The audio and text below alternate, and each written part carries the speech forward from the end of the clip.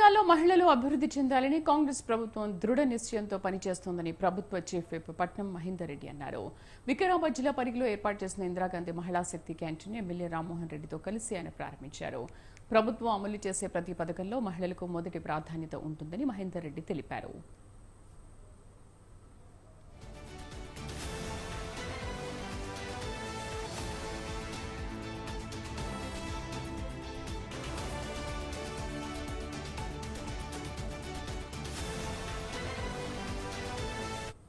అమ్మడం కానీ మరి కూరగాయల రకరకాల వాళ్ళకి తోచినట్టుగా వాళ్ళు బెనిఫిట్ పొందుతున్నారు. ఇక్కడ కూడా మరి మంచిగా ఏదైతే క్యాంటీన్ పెట్టిందో మహిళలంతా కూడా ముందుకు వచ్చి ఇలాంటి కార్యక్రమం చేయడం చాలా సంతోషం.